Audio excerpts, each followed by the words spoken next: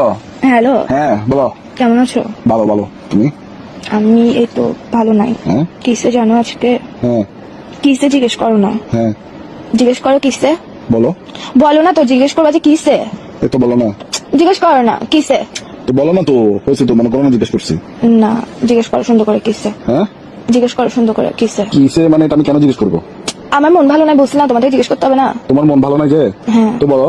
কিসে জিজ্ঞেস করো না করতে বাচ্চা।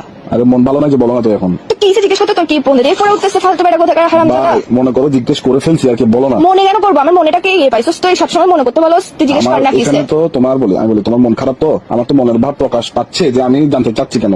তো তুমি আমার প্রশ্ন তুমি কেন কেন করছো? বলে না, দাও। তুমি বলে কিসে মন কেন ভালো নাই, ভাবে জিজ্ঞেস কর না, রোমান্টিক ভাবে জিজ্ঞেস কর না। রোমান্টিক কথা শিখোস নাই, জীবনের মধ্যে প্রেম করতে আসছিস কেন ফালতু বেটা কোথাকার। আচ্ছা বলো না, বলো বলো বলো। বলো না, তুমি জিজ্ঞেস করবে যে কিসে জান কেন মন ভালো নাই, এভাবে জিজ্ঞেস করবে না। মনে করো যে এভাবেই জিজ্ঞেস করছি, বলো। মনে কেন করতে হচ্ছে? তোর মুখের মধ্যে কি নিছিস? তোর বললে সমস্যা কি ফালতু কোথাকার।